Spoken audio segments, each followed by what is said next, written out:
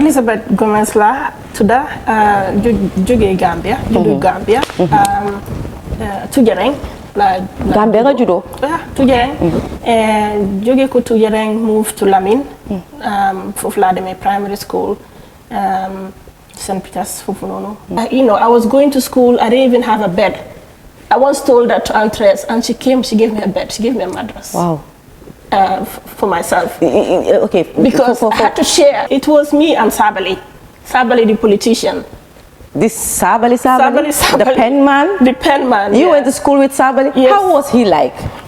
My grandmom, our house was full of people from different backgrounds.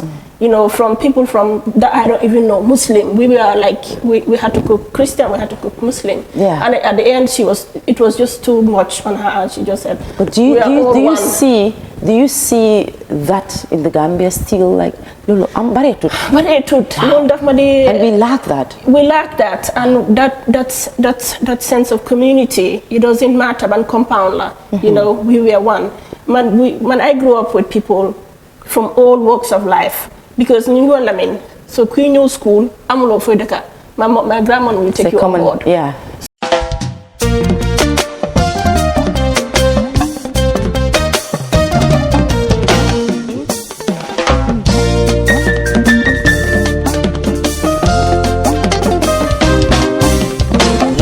Raaki media fi indi Diaspora profile ngir bëggal leen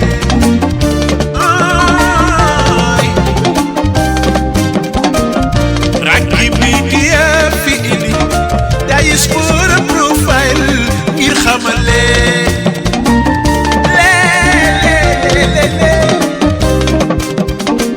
waaw gaa ñi teewlu leen gaa ñi bare leen Raaki media fi Diaspora profile fi lay amee waay sama gaay yi bare leeno waaw wax jeeka rafet gaar Fatoumata Rahman kooka amoo maas jegi ju man góor gaa ñi bare leen gaa ñi teewlu leen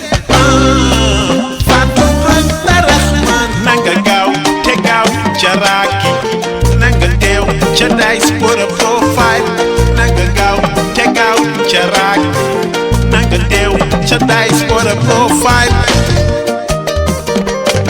fan la ñuy daje sama gaañi déglu leen foofu la ñuy daje sama gaañi déglu leen fan la ñuy daje tey ma wax leen ko waral foofu la ñuy daje luy Diaspora profile foofu la ñuy daje mooy nga bàyyi ko sa réew fan la ñuy daje dem ci réew bitim réew foofu la ñuy liggéey di liggéey fan la ñuy daje sa occupation foofu la ñuy daje moo xam yow ngay wéykat fan la ñuy daje moo xam ngay politicien foofu la ñuy daje moo xam ngay sportif fan la ñuy daje bopp ci mën a doone foofu la ñuy daje loolu la ñuy waxtaanee fan la ñuy daje wax ca tey ànd ak yar foofu la ñuy daje Fatoumata Rahman kooka Fatoumata Rahman kooka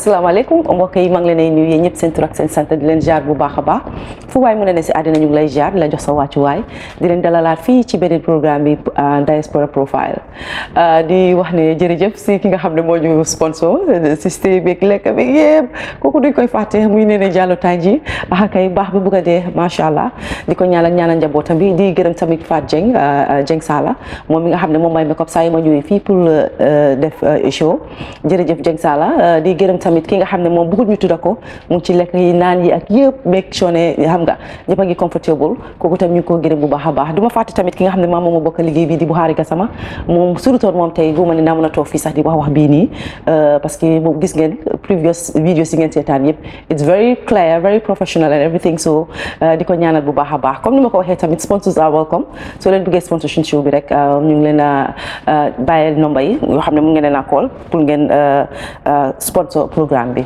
tey nag ma dalalaat comme ni ma ko dee waxee rek saa yu nekk rek dama dee wax ne man gan gu mag laa am man benn gan ma tuuti wut ci man ñoom ñoo ma gën a mag parce que surutoon ñoom tey duma mën a toog sax bay def programme bii nii gan gu mag laa am ñi ko oyee Elizabeth Gomez ñu bëri nag xam nañ ko bu baax ci liggéey bi muy def waaye nag ma bàyyi ko rek mu wax ñu boppam ñu dalal ko fii hello Elizabeth ñu ngi lay dalal.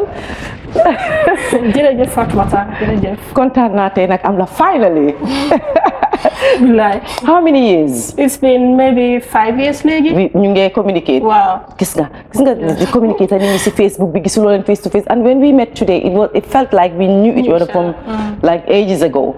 So gis nga baax am solo parce que ku baax la because su nekkoon koo xam ne tamit amuñ jaama ci Facebook bi góoma ne nañ mën a toog fii sax tey di waxtaan comme ni ma leen ko waxee Diaspora profile first chapter bi Stockholm la Elizabeth nag Stockholm la nekk nag tey Elizabeth ni ma ko dee defee rek suma gani su ñëwee fi ma di njëkkee rek mooy laaj leen kan mooy kan yow tey suñu ko bëggee tënkal rek in short who is Elizabeth.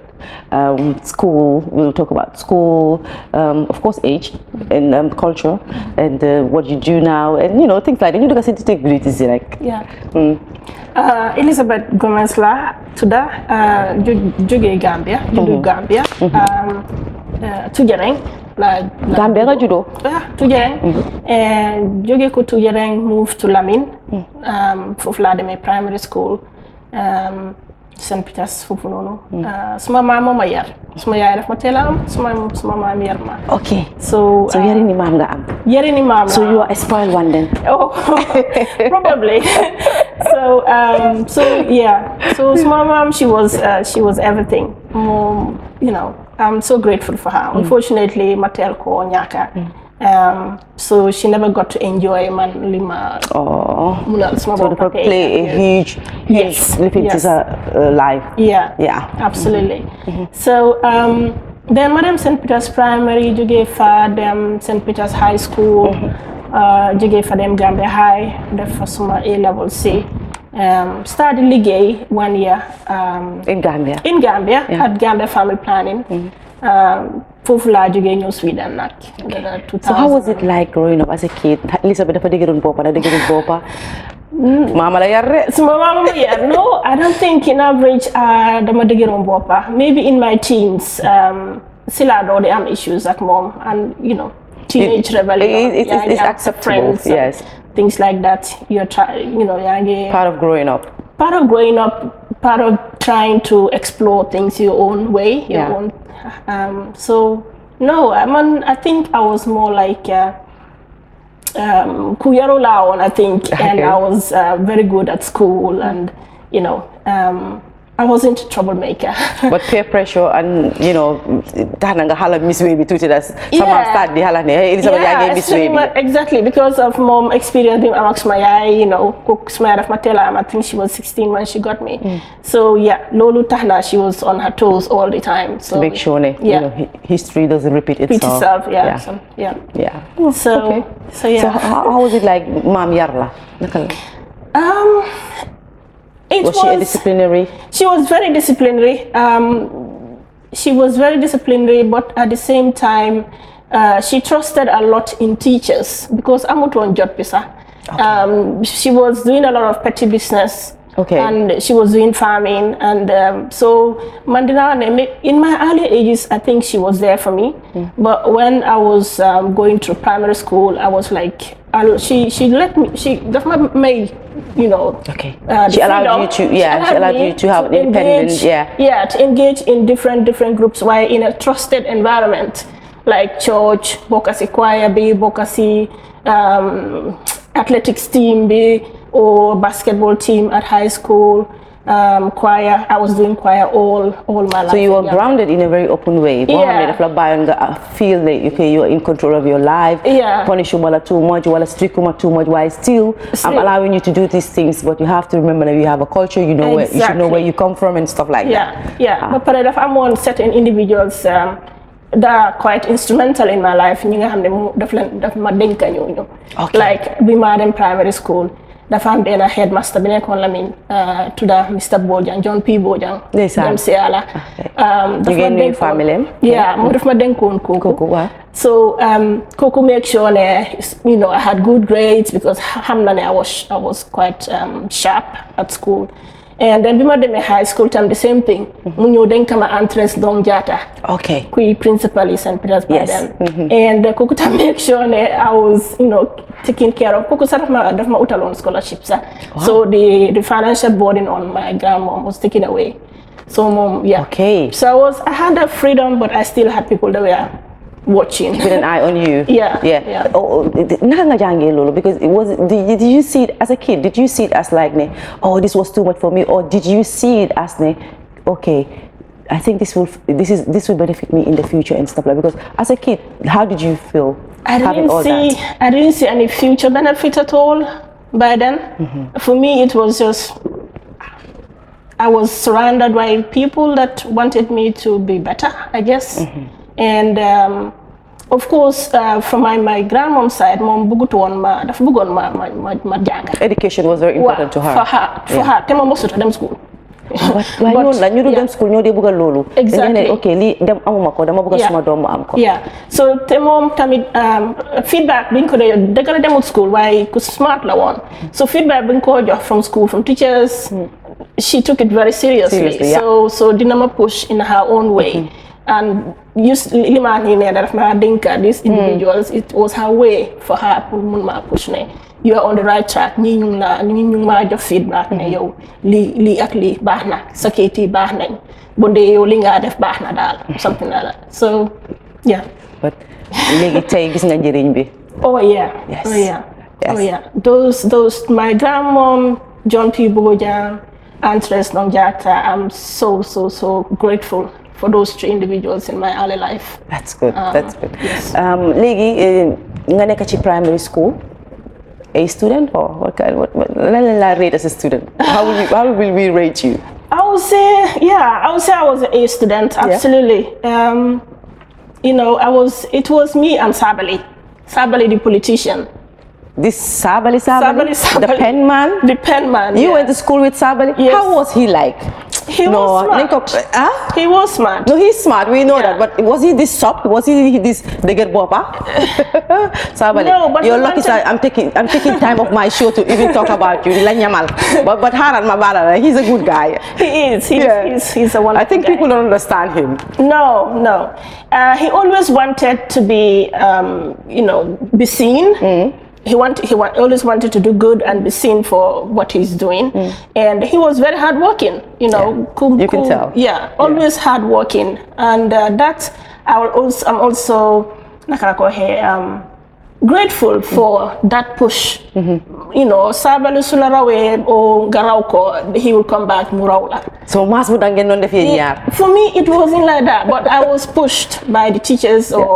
But for Sabali, it was very important. He was very, very focused and wanted better grades and wanted to be, Oturam, his first, module first. Why we were always in this. Anyways, this show is not about you, Sabali, but shout out to you, Mangla Nui Bubahaba. I'm not you have always had this drive and you have always been a smart guy. But anyways, we go back to Elizabeth Gomez. And yes, Legi, primary school, loan la won, got them high school, high school, nakala fa deme won. You still follow that trend? Yeah, absolutely. I still follow that trend, and especially by then with Andres Dongiato coming into my life through my grandmom, I couldn't fall back. Yeah. So so I continued with good grades. I was even made head girl at St. Peter's final year B. So it was a very memorable journey, childhood. Yeah, and high school was fun. Okay. Really fun. And what when you do la chi choir? Yeah. And having to go to church and stuff like that. What did that do for you? I think it made me. I think now in Sweden, if I reflect back, Lulu Johnama, that opportunity, that grounding, muna appreciate people around me. Yeah. And go along with people, know how to work in groups, in a group of people of diverse, diverse backgrounds. Diverse backgrounds, And because in a choir we are different, we have different voices, but we still have to be blended. Did you sing to sound? Yes. When you were in choir? Yes. If I tell you to sing, if I ask you to sing, will you sing No. now? No. Mun naa nag de dama mun nag woyi choir yi nag. Yeah, So ma challenges boo duggee rek ma dugga. Nañ ko bàyyi beneen yoon. beneen yoon. No, Elizabeth, foog ñu woy loola next time si la fi dee. But guys, let's take a short break, and when we come back, ñu gën a dugga ci waxtaan ak Elizabeth, right? Diaspora profile ñu am suñ main sponsor di Global Properties nag nekk ci Gambia foofu lañ base dinañ leen bàyyil number yi ci suuf su ko defee ngeen daal di leen call nag fi nga toog ci Europe mun nga faa toog fi nga toog ci Amérique ak foo mun a toog ci àddina mun nga faa toog call Global Properties ñoom ñu lijjantal la kër gi nga xam ne yaa ngi ko bëgga boo leen callee rek di ngeen am more information comme niñ ko waxee rek Diaspora profile ñu ngi ànd ak suñ main sponsor di Global Properties.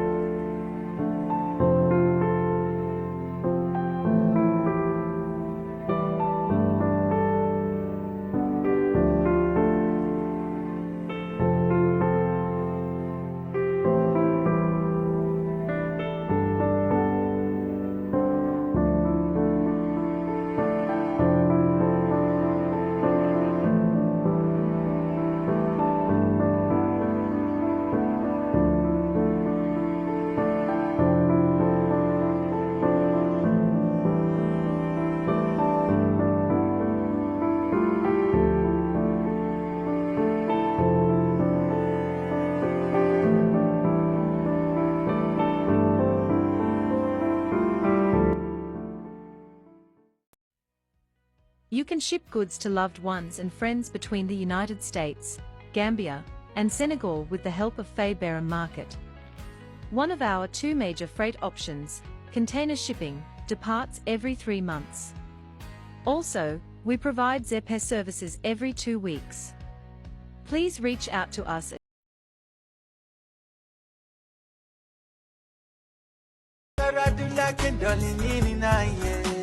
Oh, yo, Taragara Villa, Grand Villa, Grand Villa.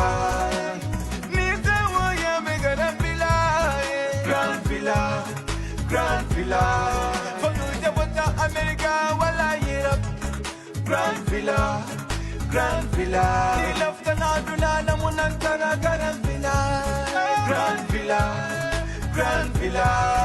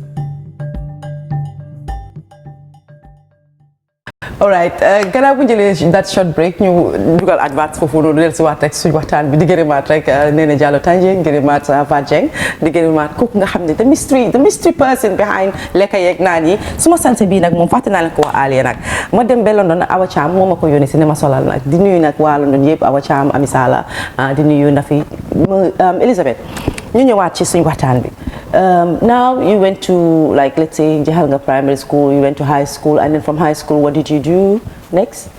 High school I went to Gambia High to do my A-levels. Yes. Yeah. And hi man O levels la am yow dem nga ba waay xale li A levels si ndeysaan waaw. Yeah.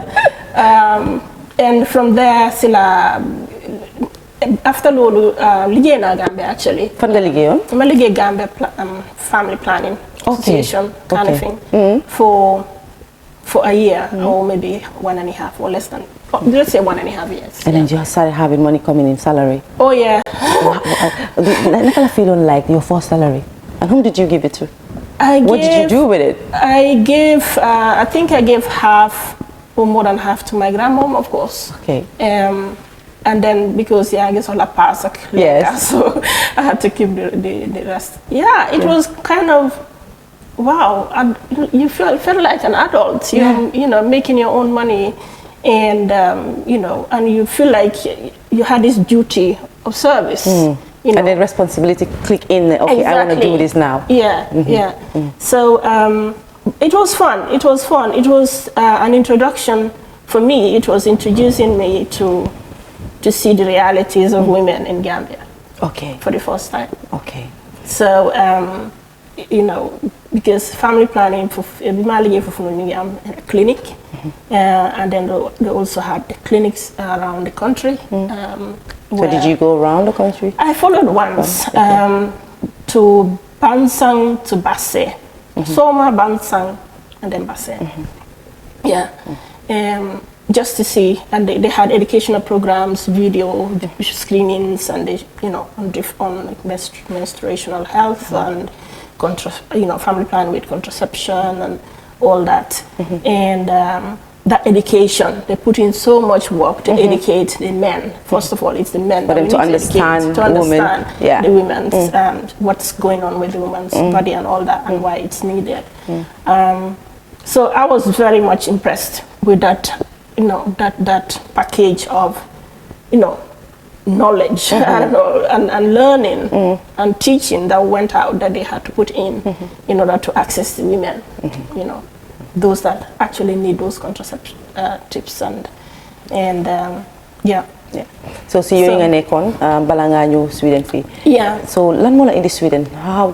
What made you come to Sweden? I met I met someone. I met a guy I fell in love with. Wow, love. Jigéen am na xam nga mooy li gars yi daan wax rek jigéen amut kër. Parce que jigéen soo nekkee sa kër papa ne fii mooy suma kër du sa kër say mag yu góor foofooy seen kër. Because jigéen moom fu la sa jëkkër yóbbu rek foofooy sa kër. Yeah. So I came to Sweden through that, and it didn't work out. But when I came to Sweden, I went straight to. I met a family, a very good family to me. Yeah. Demba Konta, Demsiala Demba, who just died a couple of weeks ago. Yeah. And the brother Mamadou. They took me on board. They took me under their, you know, wing. Yeah. And Demba was very instrumental those early days in Sweden. That, you know, if you want to do something, go educate yourself. The doors, you know, all the opportunities are open. So you have that close relationship with him before he passed away? Oh yeah. Wow. I know the family very well. And the son and. We'll take this opportunity to say, you know, sorry for your loss and for Debasa. I think one of our guests that came in, we even mentioned him. We said, okay, we give a tribute to him.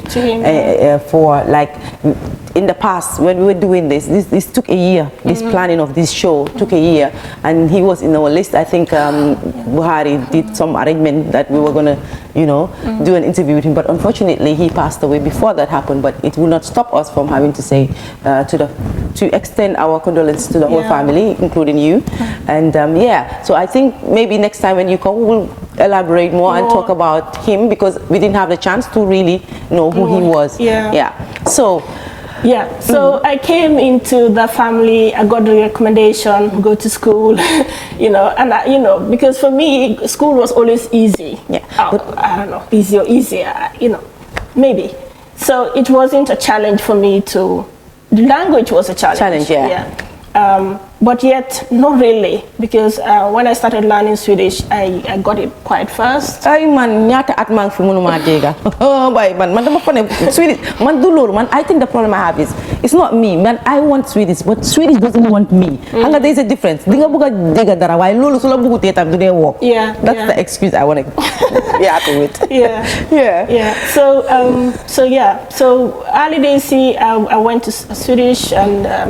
But lima disappoints with the education thing was my girls from grade C from Gambia High. In the coffee. It didn't. I was a science student back home in Gambia, and in the coffee, it's not enough. So I had to recite smart science, like the whole high school science, physics, biology, chemistry. I had to do it all over. So, but I did it within a year. And then I got to university. Ay man mangi wax na len gan gu nek na len ko indi nga jangi si mang la hital jangi si nek Sweden pour won len rek ne you see the perception you people have of us sometimes, not all, fokk ne ñi nek Europe bi fini all they do is ñu ngi tok fi hustle mo len fi indi. Some people are here, they have a good job, very very good job, duñ dé bëgga wax sax ci lan lañ nek that much. So pour ngeen bay lolu xel tamit ne te ngeen ñoo sani walé li fi te xamné comme réew mi ñun ñoko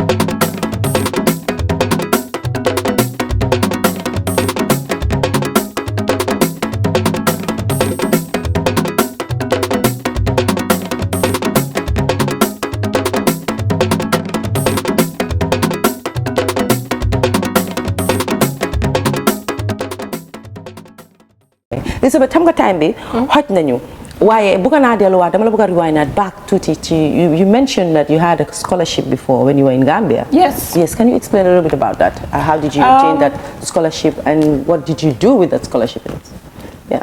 The scholarship it came as how one somebody scholarship be. I was just called into Andres Dong's office and then she said I got your scholarship. Yeah, I got your scholarship. So now you focus on your studies and grandmom can relax or something like that. Okay. There is different types of scholarship. Some people have scholarship to go abroad. So your scholarship was to fund your fees and stuff like that. My tuition fees. I think it was from Form 2 to Form 5. Wow. Something and how did your grandmother feel about that? Oh, she felt like I think she was proud of me because maybe I had put in something to get that. To get the attention from Andres, and she also saw the need there. Yeah. I need, you know, I need the help. Was it an emotional moment when she first heard? I don't know, actually. Remember, Ulo? No, but I must my head, and I don't. What was it for you? How was it for you when you heard? For me, I felt like, oh wow, great, like okay. Exactly. Now, duma haga time so amute njegi sa boxi, like you have to rely on kiko am. So did you do that? Did you do that, struggling to pay fees, struggling to have books, and did you do that? I didn't actually. Maybe if I didn't get the scholarship, I think the struggle I would have faced those struggles with my grandmom, because she was taking care of me and another cousin of mine. Okay. And then she also, my grandmom, our house was full of people from different backgrounds. You know, from people from that I don't even know, Muslim. We were like, we had to cook Christian, we had to cook Muslim. Yeah. And at the end, it was just too much on her, and she just said, but do you see that in the Gambia still, like, I'm baretut. And we lack that. We lack that, and that sense of community. It doesn't matter, but compound. You know, we were one.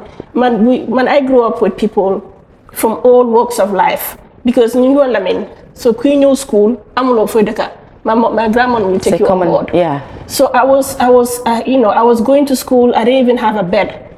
I once told that to Andres, and she gave me a bed. She gave me a mattress. Wow. For myself. Okay. Because I had to share. Yes, I was going to say that for viewers' sake.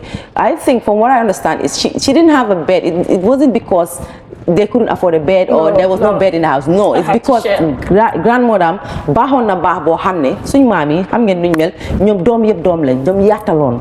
So moo tax daf daan end up moom ñi nga xam ne ñoom la jur wala ñoom la bokkal mu ne bàyyil sa lal ma jël ko jox ko keneen. So pour ngeen understand loolu. I remember my dad ñun dañ amoon almuudu yi si suñ kër bi. So ñun there was a time if my dad feel ne you know da nga feel ne da nga beew xaar leen ba almuudu yi bari si kër gi suñ baree ñu ñëppay toog bokk añ ak yëpp. So you see these qualities yi ñu amoon suñ time yi maam yi ak suñ time papa yi amatuñ ko. But time bi is going. So soo gisee bëgguma dugg ci Sweden bu baax because I really want to have you back here as a part 2 for me. So moo tax maa ngi ko moytu bu baax. But then we go back to this sponsorship and then mu help la lu bari add so much to who you are today and Absolutely. So Madinane, I've been very lucky having people like that, and I've been very instrumental in shaping who I am today. But did you know who sponsored your education? You didn't know? No, I didn't know. I didn't even ask. I knew those bright students that are coming from maybe disadvantaged backgrounds. They normally will get the school will by then. The school will definitely dimbale. And I was just lucky. I got it. I remember one story. Someone was explaining there, the amount sponsor, but what they didn't know is some of these teachers in the school and head teachers, sometimes they sponsor and will not even let the school know the main sponsors. I saw it somewhere in TikTok before, and I thought that was amazing. Because I'm the new body. Wow, I'm the new body, but those days the teachers and head teachers they couldn't salary money for Antec. They just wanted kids to have a better life, education and stuff like that. Yeah. So kon gaañi comme numa ko waxee rek time bi dafa too short luñ am pour Elizabeth waaye dinañ ko may tuuti rek mu tàggatoo because they always we have this attitude of asking you kan nga bëgg a yóbbante xam nga comme nga yónni nit so man nga yóbbante kan nga bëgg a yóbbante nuyoo kan nga bëgg a joxe shout out to because you're coming back for part 2 and because that's where we talk about the business education Sweden how you mentioned you were in a relationship and it didn't get into private details but juggling being a parent and doing what you're doing right now those things. I will shout out to Dinane what's her name? It's a lot of people. But for now, Dinane, I'll shout out to those 3 individuals in my name. Yes. So my mom, Marilyn Penink, and Andres Nonjata, Dem si Yàlla John P. Bojang, they set the foundation of who I am today. Yeah. You know, being this independent woman I am, and you know, even though Nekuma Gambia, I'm in a foreign country, I still stand strong. Yeah. Because of those values they instilled in me. In you, yeah. Okay. So. Thank you. So that was part one of Diaspora Profile with Elizabeth Gomez. Ma digaat leen dajee rek beneen yoon bi nga xam ne nañ leen illaat keneen fii comme ni ma ko waxee woon rek du ma fàtte di gërëm nag nee na Diallo Taye di gërëm F Jeng Sala Stockholm di gërëm nag Awa Caam ma jox boobu ma sol ni xale bu yabaate waaye si non Awa yabaate wut na fi moo yabaate kon nag dig naa leen dajee ba beneen yoon.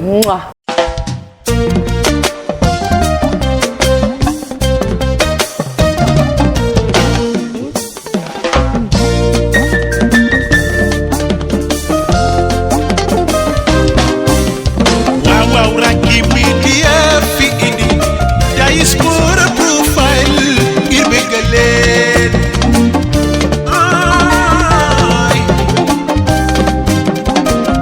Raaki media fi indi Diaspora Profile ngir xamal leen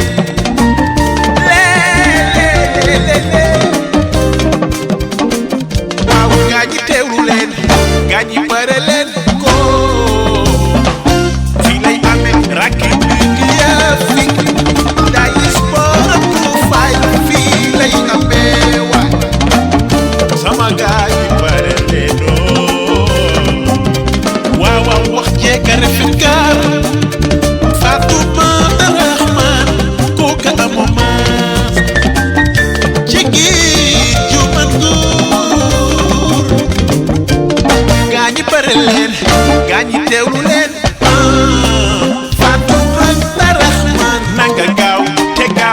Raaki nanga teew ca Diaspora Profile nanga gaaw te gaaw ca Raaki nanga teew ca Diaspora Profile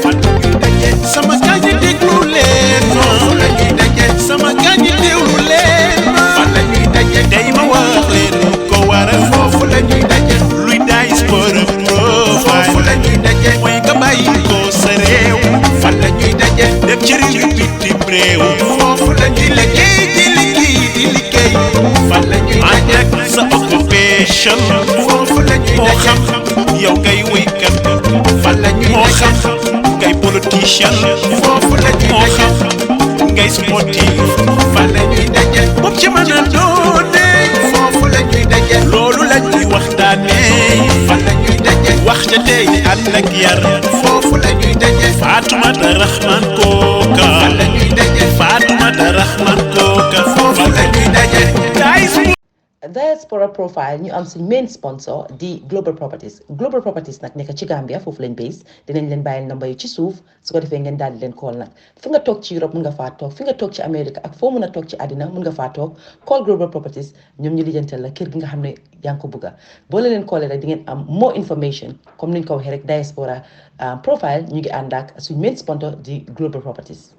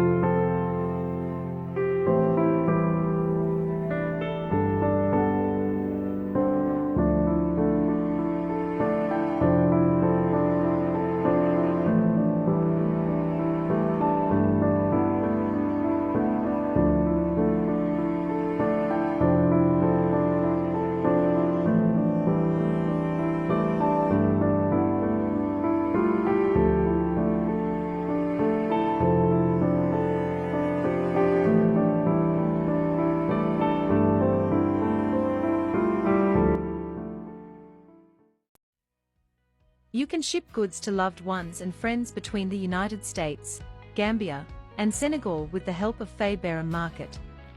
One of our 2 major freight options, container shipping, departs every 3 months. Also, we provide Zepair services every 2 weeks. Please reach out to us.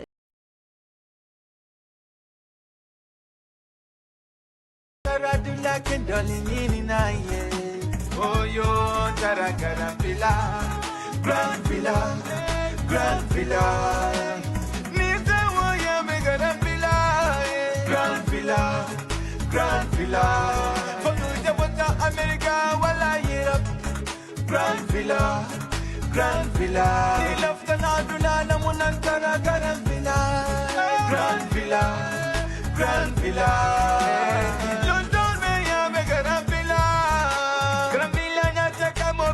One day, Kaluta me a kunde, Anima Mona Jantel Yakude. Grand Villa said us one day, Grand Villa, Grand Villa, Grand Villa.